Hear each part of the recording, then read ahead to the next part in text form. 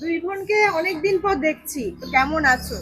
অনেকদিন পর দেখছো কারণ অনেকদিন পরে এসেছো। একদম। এখন কি একটু ব্লগারটা কম আসছে নাকি? হ্যাঁ, আপাতত অনেকটাই কম। আচ্ছা, তো কাস্টমারদের রেসপন্স কেমন আসছে?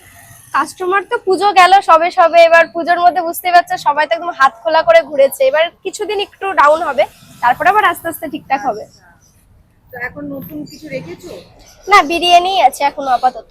আপাতত বিরিয়ানি রয়েছে, আগে দেখুন চিকেন চাপ ছিল। না, এখন পুজোর মধ্যে বন্ধ করে দিয়েছিলাম, যেহেতু পুজোয় সামলানো যায় না চাপটা। আর বাবারও শরীর বাবারও খারাপ, শরীরটা ওর একটু জন্য। খারাপ, তাই আবার একটু কিছুদিন পরে চালু করার ইচ্ছা তো আছে। এখন বিরিয়ানিটা কি তোমরা দুজনেই করছো না?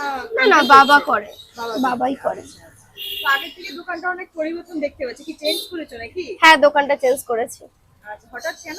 মানে বসার জায়গাটা বাড়িয়েছো নাকি? বসার জায়গাটাও বেড়েছে, তাছাড়াও এবার ভাড়ার ব্যাপার, তো এবার ভাড়াই সবসময় এই প্রবলেমটা হতেই থাকবে। তো এবার কি আস্তে আস্তে কেনার প্ল্যানিং আছে নাকি? কেনার প্ল্যানিং অনেকদিন ধরেই রয়েছে, কিন্তু ঠিকঠাক জায়গা পাচ্ছি না।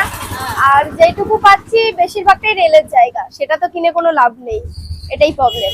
আচ্ছা, দেখাও বিরিয়ানিটা দেখাও। চিকেন না মাটন? চিকেন। হ্যাঁ, শুধু চিকেন। আগে থেকে কালারটা অনেকটা পরিবর্তন দেখতে পাচ্ছি। হ্যাঁ। আলু কি জালে করছো? 303, সে আগেরটাই। আগেরটাই। কত গ্রামের আছে chicken? মোটামুটি ধরো 70-80 গ্রামের কাছে আছে, এবার 19-20 আছে কিছু কিছু, সব তো এক সাইজ হয় না।